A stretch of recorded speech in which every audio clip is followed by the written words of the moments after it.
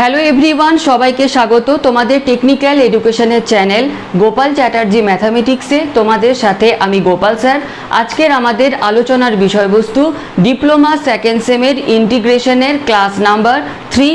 তো আগে যে দুটো ক্লাস হয়েছে তার লিঙ্ক কিন্তু আজকের ডেসক্রিপশন বক্সে তোমরা পেয়ে যাচ্ছ।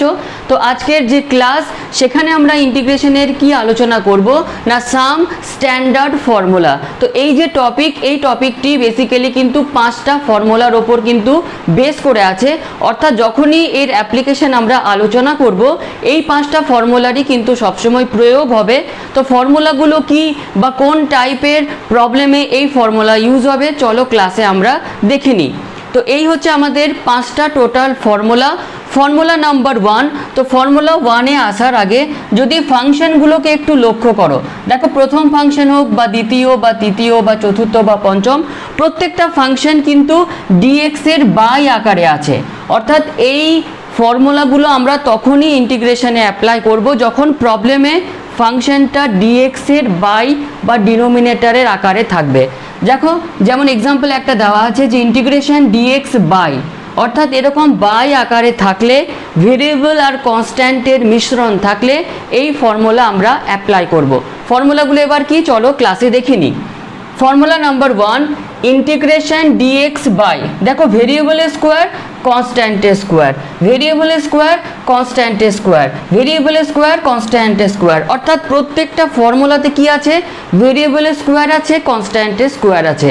তাহলে প্রথম ফর্মুলাটা কি না, যদি ভেরিয়েবলের স্কোয়ারটা প্রথমে থাকে প্লাস দিয়ে কনস্ট্যান্টের স্কোয়ারটা যদি পরে থাকে, তখন ফর্মুলাটি কি হবে না, কনস্ট্যান্টের স্কোয়ার থেকে আমাদের কনস্ট্যান্টটাকে নিতে হবে into tan inverse variable by constant plus c. ভেরিয়েবলের স্কোয়ার থেকে ভেরিয়েবল নিতে হবে, কনস্ট্যান্টের স্কোয়ার থেকে কনস্ট্যান্টটাকে নিতে হবে প্লাস সি। কারণ যেহেতু এটা ইনডেফিনাইট ইন্টিগ্রাল, সেজন্য ইন্টিগ্রেশন করার পর আমাদের কিন্তু প্লাস সি অর্থাৎ ইন্টিগ্রেটিং কনস্ট্যান্ট তোমাদের কিন্তু দিতে হবে। ফর্মুলা নাম্বার 2, দেখো ইন্টিগ্রেশন ডিএক্স বাই ভেরিয়েবলের স্কোয়ার মাইনাস দিয়ে পরে আছে কনস্ট্যান্টের স্কোয়ার। যেমন প্রথমে মিডিলে প্লাস ছিল, এখানে মিডিলে মাইনাস আছে।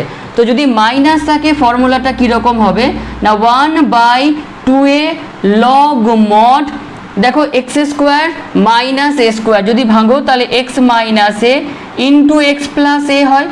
তা আমরা প্রথমে কি করব না, এক্স মাইনাস এটাকে ওপরে নেব, বাই এক্স প্লাস এ করব প্লাস সি করব। 3 নম্বর ফর্মুলাটা দেখো যে ডিএক্স বাই কনস্ট্যান্টের স্কোয়ারটা আগে আছে, মাইনাস দিয়ে ভেরিয়েবলের স্কোয়ারটা পরে আছে। তখন এক্ষেত্রে কি হবে, 2 নম্বর ফর্মুলার মতোই লগ কি হবে, এখানে মাইনাসটা আগে ছিল, যখন কনস্ট্যান্টের স্কোয়ারটা আগে থাকবে তখন কি হবে না, প্লাসটা ওপরে হবে আর মাইনাসটা নিচে হবে প্লাস সি, যেখানে সিটা হচ্ছে ইন্টিগ্রেটিং কনস্ট্যান্ট। তাহলে প্রবলেমের যে ফর্মুলা সেগুলো আবার দুটো ক্যাটাগরি। দেখো এই যে 3টে ফর্মুলা, এখানে কিন্তু কোনো রকম রুট ওভার দেওয়া নেই। তাহলে রুট ওভার দেওয়া না থাকলে যে কোনো প্রবলেম কিন্তু এই 3টে ফর্মের মধ্যে যে কোনো একটা ফর্মের মধ্যেই আসবে। প্রবলেমটা দেখে কিন্তু আমাদের ফর্মটাকে চিনে নিতে হবে, ভয় পাওয়ার কিছু নেই। আমি তোমাদের সাথে আছি, প্রবলেমগুলো কিভাবে চিনবে সেটা আমরা সাহায্য করব। তো ক্লাসে কিন্তু ম্যাথের ক্ষেত্রে সবসময় এটাই তোমাদের বলবো যে টপিকটা পড়ছো ফর্মুলাগুলো কিভাবে অ্যাপ্লাই হচ্ছে, ফর্মুলা কি রকম আছে, সেগুলো কিন্তু আমাদের প্রথমে যদি ঠিকঠাকভাবে জেনে নিই, প্রবলেম সলভ করতে কিন্তু কোনো প্রবলেমই তোমাদের হবে না। আর একটা ক্ষেত্রে বলবো যে ম্যাথ কিন্তু কোনো দিন সাজেশন ভিত্তিক হয় না। যে টপিকগুলো থাকবে প্রত্যেকটা টপিক কিন্তু তোমাকে ঠিকঠাকভাবে পুরো কনসেপ্টটা নিতে হবে, কারণ ম্যাথ কোনো দিনই সাজেশন ভিত্তিক হয় না। ম্যাথ থেকে ফর্মুলা থেকে যে কোনো প্রবলেম আসতে পারে। তো সেই রকম যে কোনো প্রবলেম আসুক তোমরা যাতে সলভ করতে পারো সেই রকমভাবে কিন্তু নিজেকে তৈরি করতে হবে। তো চলে আসি আমরা ফর্মুলা নাম্বার 4-এ আর 5-এ। এই দুটো ফর্মুলা যদি তোমরা লক্ষ্য করো, দেখো রুট ওভার দেওয়া আছে এই দুটো ফর্মুলাতে।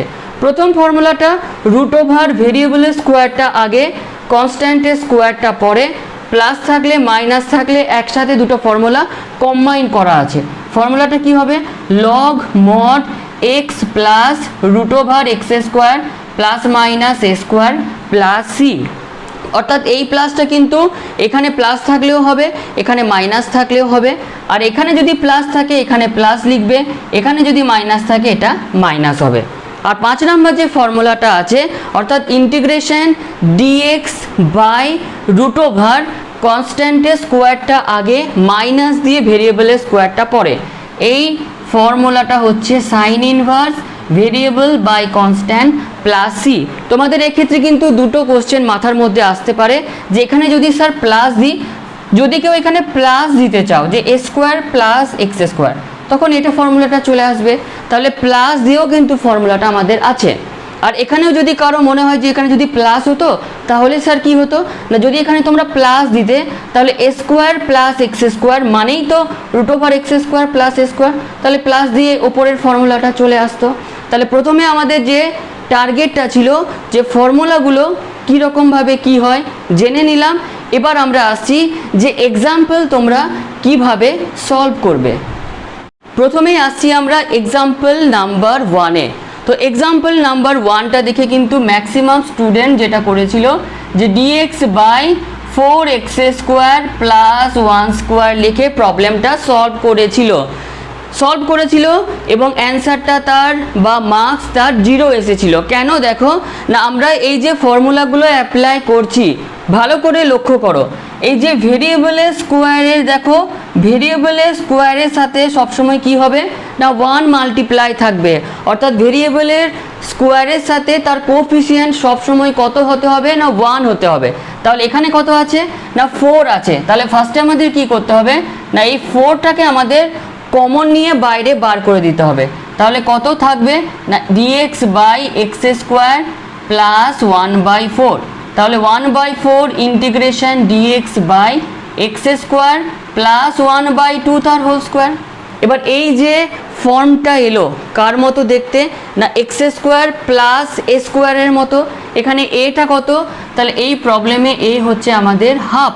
তাহলে অ্যাপ্লাই করব কিভাবে না 1/4 তো আছেই না 1/a অর্থাৎ 1/1/2, কারণ যেহেতু এটা হচ্ছে এখানে 1/2, দেখো এখানে 1/a, তাহলে 1/a মানে 1/1/2 tan ইনভার্স কত হবে না ভেরিয়েবল মানে হচ্ছে x by a plus c।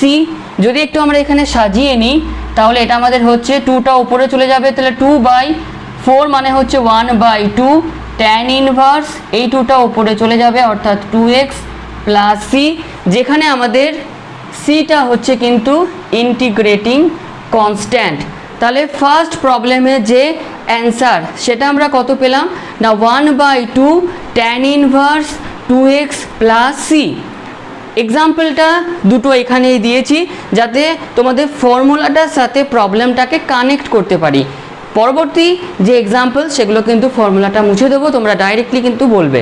তাহলে এক্সাম্পল নাম্বার 2টা দেখো যে integration dx by 32 minus 2x square. তো যেটা আমাদের ট্রিক্স যে এক্স স্কোয়ারের কোএফিসিয়েন্টটা সবসময় 1 রাখতে হবে, তাহলে 2 ছিল তার মানে কি 2টা কমন নিয়ে বাইরে বের করে দিতে হবে, অর্থাৎ পুরো ইকুয়েশনটা 2 দিয়ে ডিভাইডেড বাই করে দিতে হবে। তাহলে ডিএক্স বাই কত হবে না 16 মাইনাস এক্স স্কোয়ার, তাহলে 1/2 16টাকে তোমরা কি লিখতে পারো না 4 square minus x square, 4 square তার মানে কি কনস্ট্যান্টের স্কোয়ার মাইনাস ভেরিয়েবলের স্কোয়ার।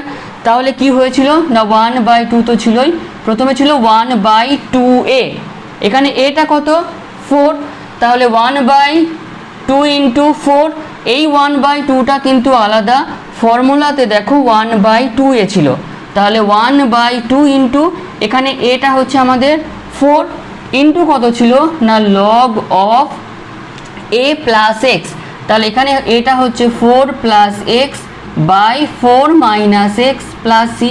যদি নর্মাল একটু ক্যালকুলেশন করে নাও তাহলে 1/2 ইন্টু 4 মানে হচ্ছে 8 ইন্টু 1/2 মানে হচ্ছে 16, তাহলে 1/16 log mod 4 plus x by 4 minus x plus c. তাহলে এটা হচ্ছে আমাদের আজকের এক্সাম্পল নাম্বার 2। আরও যে এক্সাম্পলগুলো হয় সেগুলো কি চলো আমরা ক্লাসে দেখে নিই। তো প্রথম হচ্ছে এই দুটো আমাদের এক্সাম্পল, এইভাবে কিন্তু ফর্মুলার সাথে ম্যাচ করে প্রবলেমগুলো তোমাদের সলভ করতে হবে। পরবর্তী যে এক্সাম্পলগুলো সেগুলো কিন্তু ডাইরেক্ট ফর্মুলা অ্যাপ্লাই করে কিন্তু নয়, এই যে তিনটে তোমরা ফর্মুলা বা ফর্ম দেখতে পাচ্ছ এগুলো কিন্তু সাবস্টিটিউট করে স্ট্যান্ডার্ড ফর্মুলাতে অ্যাপ্লাই করতে হবে। তো কিভাবে করবে না, ইন্টিগ্রেশন দেখো X square dx by 1 minus X to the power 6টাকে এমনভাবে তোমাকে লিখতে হবে যেন তাকে ডেরিভেটিভ করলে এক্স স্কোয়ারটা আসে। তো কিভাবে এটাকে লিখতে পারি না, এক্স কিউব তার হোল স্কোয়ার। এরকম কোনো ফর্মুলা ইন্টিগ্রেশনে নেই, সাবস্টিটিউট করতে হবে। কিভাবে করব না, let x cube is equal to z. প্রবলেমগুলো ফার্স্টে ক্রিটিক্যাল মনে হতে পারে, কিন্তু প্রবলেমগুলো যেহেতু এক্সামে বা ইন্টারনাল এক্সামিনেশনে আসে, কিভাবে সলভ করছি মেথডটা কিন্তু একটু ধরে নাও। তাহলে দুদিকেই আমাদের ডি অপারেটর যদি নিই, তাহলে ডি অফ এক্স কিউব মানে হচ্ছে 3x square dx is equal to dz. অর্থাৎ পুরো প্রবলেমটা এক্স ভেরিয়েবল দিয়ে ছিল, এবার আমরা জেড ভেরিয়েবলে পুরো এক্সাম্পলটাকে চেঞ্জ করছি। কিভাবে দেখো না, x square dx, x square dx মানে আমরা দেখো কি কত লিখতে পারি না 1/3 ডিজেড।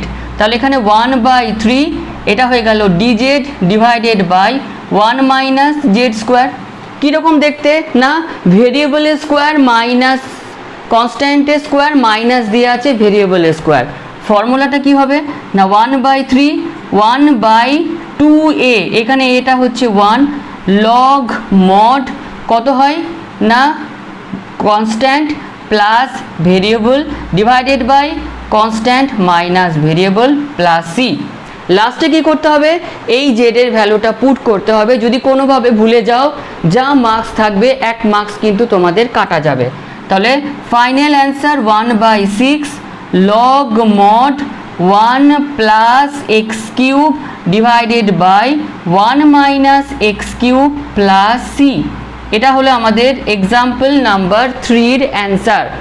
পরবর্তী যে এক্সাম্পল সেটা দেখো, একটু লক্ষ্য করলে দেখো যে কস এক্সটা কীভাবে আসতে পারে, সাইন এক্সটাকে যদি তুমি জেড ধরে নাও, তাহলে এখানে কি করছি আমরা না let sine X is equal to Z. তাহলে দুদিকে যদি ডি অপারেটর নাও, তাহলে cos X dx is equal to dz. তাহলে ইন্টিগ্রেশন কস এক্স ডিএক্স মানে হয়ে গেল dz divided by 1 plus 4z square, তাই তো। তাহলে ভেরিয়েবলের যে কনস্ট্যান্টটা মাল্টিপ্লাই আছে কমন নিয়ে বাইরে বার করে দাও, অর্থাৎ পুরো যে ফাংশন তাকে 4 দিয়ে ভাগ করে দাও। তাহলে এখানে হয়ে গেল 1/4, এখানে হয়ে গেল dz by 1/4 plus z square. একটু সাজিয়ে নাও যে ডিজেড বাই 1/2 তার whole square plus z square, অর্থাৎ ভেরিয়েবলের স্কোয়ার প্লাস কনস্ট্যান্টের স্কোয়ার। ফর্মুলাটা কি হবে না 1/4 into 1/a tan inverse variable by constant plus c. তাহলে 2টা ওপরে চলে যাচ্ছে, 2/4 মানে হচ্ছে 1/2 tan ইনভার্স দেখো 2z হচ্ছে, জেডটা আমরা কত নিয়েছি না সাইন এক্স, তাহলে ব্র্যাকেটের মধ্যে আমরা লিখব tan ইনভার্স 2 জেড হয়েছিল, জেডের জায়গায় ভ্যালুটা ডাইরেক্টলি পুট করলাম প্লাস সি, যেখানে সিটা হচ্ছে আমাদের ইন্টিগ্রেটিং কনস্ট্যান্ট। তো দু রকমের ফর্মুলা আমরা কিন্তু শিখলাম। ফার্স্টে যে টাইপটা যে ফর্মগুলো ছিল আমরা ডাইরেক্টলি কিভাবে অ্যাপ্লাই করতে হয় শিখলাম, আর সেকেন্ড যে টাইপটা এখানে কিন্তু অন্য ফাংশন দেওয়া থাকবে, সাবস্টিটিউট করে কিন্তু স্ট্যান্ডার্ড ফর্মুলাতে শিফট হয়ে যাচ্ছে। যে শিফট হচ্ছে কোন ফর্মুলার মতো দেখতে হচ্ছে দেখে নিয়ে কিন্তু প্রবলেমগুলোকে আমরা চেঞ্জ করছি বা অ্যাপ্লাই করছি। নেক্সট হচ্ছে দেখো যে ইন্টিগ্রেশন, আচ্ছা কিভাবে বুঝবে যে সাবস্টিটিউট করতে হবে, দেখো x to the power 4 minus 9 এরকম ওপরে যদি ডিএক্স এর সাথেও যদি ফাংশনগুলো মাল্টিপ্লাই থাকে তার মানে ডাইরেক্ট ইন্টিগ্রেশনের কোনো ফর্মুলা বা সাম স্ট্যান্ডার্ড ফর্মুলাতে অ্যাপ্লাই করা যাবে না, সাবস্টিটিউট করে যে কোনো একটা ফর্মে কিন্তু এগুলো আসবে। তাহলে এখানে আমরা প্রথমে সাজিয়ে নিই যে X by X to the power 4 মানে এক্স স্কোয়ার তার হোল স্কোয়ার মাইনাস 3 স্কোয়ার। তাহলে এখানে আমরা কি করছি না ধরে নিচ্ছি যে এক্স স্কোয়ারটা হচ্ছে জেড, তাহলে 2x dx is equal to dz. তাহলে এখান থেকে আমরা লিখতে পারি যে x dx is equal two 1/2 into DZ. তাহলে দেখো ইন্টিগ্রেশন x dx মানে হচ্ছে 1/2 ইন্টিগ্রেশন ডিজেড বাই এটা হয়ে যাচ্ছে জেড স্কোয়ার মাইনাস 3 স্কোয়ার। তাহলে 1/2টা আলাদা ছিলই, ফর্মুলাটা হচ্ছে 1/2a। এ এখানে কত না 3 log mod z minus 3 by z plus 3 plus c. তাহলে 2 × 3 6 × 2, তাহলে 1/12 লগ মড জেডের ভ্যালুটা বসিয়ে দাও, তাহলে x square minus 3 by x square plus 3 plus c. প্রবলেমগুলো একটু যদি তোমরা ঠিকঠাকভাবে বুঝে নাও তাহলে কিন্তু কোনো প্রবলেমটাই তোমাদের কাছে জটিল বলে মনে হবে না। এটা ছিল আমাদের এক্সাম্পল নাম্বার 5। পরবর্তী এক্সাম্পল নাম্বার 6। ক্লাসের আমরা শেষ পর্যায়ে চলে এসেছি, অর্থাৎ আমাদের কাছে আর দুটো টাইপের এক্সাম্পল কিন্তু আমরা সলভ করেই ক্লাসটা শেষ করব। কেমন লাগলো ক্লাস অবশ্যই তোমরা জানিও। তো আসছি আমরা এক্সাম্পল নাম্বার 6-এ। দেখো integration dx by 25x² plus 4। তাহলে ফার্স্টে কি করবে তোমরা না 25টাকে কমন নিয়ে নেবে, তাহলে পরে কত থাকবে ডিএক্স বাই x² প্লাস 4/25। এবার এটাকে হোল স্কোয়ার করবে, তাহলে 1/25 integration dx by x² plus 2/5 তার হোল স্কোয়ার। তাহলে এই প্রবলেমে এ হচ্ছে 2/5, তাহলে 1/25 তো থাকলো, x² অর্থাৎ ভেরিয়েবলের স্কোয়ার প্লাস কনস্ট্যান্টের স্কোয়ার কি হয় না 1/a মানে 2/5 into tan inverse variable by 2/5 plus c. দেখো 5 5 যা 25, তাহলে এখানে থাকছে 1/10 ট্যান ইনভার্স 5টা ওপরে চলে যাবে অর্থাৎ 5x/2 প্লাস সি। এটাই হচ্ছে আমাদের এক্সাম্পল নাম্বার 6-এর অ্যান্সার। এভাবে তোমরা সলভ করবে।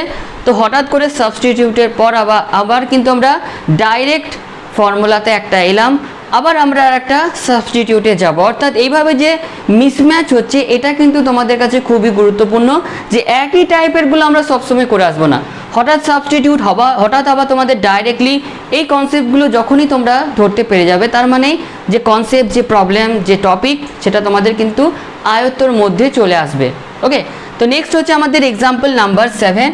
এটা একটা নতুন টাইপের এক্সাম্পল। এগুলো কিভাবে সলভ করতে হয় টেকনিকটা দেখো, যে এরকম যখন থাকবে টার্গেট কি এই মাইনাস টার্মটাকে কিন্তু আমাদের সরাতে হবে, অর্থাৎ e to the power -x ছিল, এটা সরবে কখন না যদি e to the power x এর সাথে মাল্টিপ্লাই হয়ে যায়, অর্থাৎ ওপরে আর নিচে আমরা e to the power x দিয়ে মাল্টিপ্লাই করব। যদি এখানে -2x থাকতো তাহলে e to the power 2x দিয়ে ওপরে আর নিচে আমরা মাল্টিপ্লাই করতাম।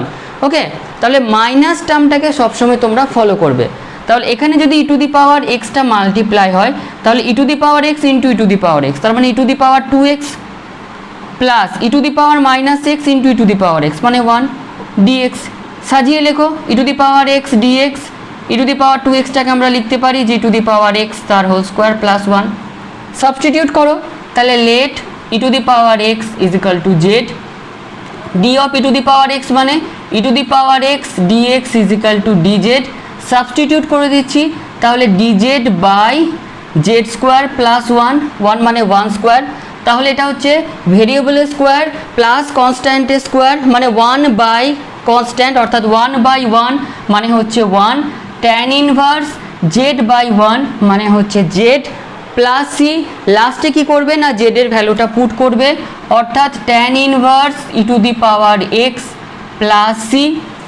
এটা ছিল এই প্রবলেমের অ্যান্সার। তো আজকের এই ক্লাসটা আমাদের এতটুকুই। পরবর্তী ক্লাস নিয়ে তোমাদের কাছে আসবো বৃহস্পতিবার সাম স্ট্যান্ডার্ড ফর্মুলারি এক্সটেন্ড পার্টকে নিয়ে। তো কেমন লাগলো এই ক্লাস তোমরা কিন্তু অবশ্যই জানিও। আজকের ক্লাসটা এখানেই শেষ করলাম। সাথে সাথে তোমরা এই ক্লাসের PDF নোটও কিন্তু ডেসক্রিপশন বক্সে পেয়ে যাচ্ছ। সবাই খুব ভালো থেকো, আনন্দে থেকো, ধন্যবাদ।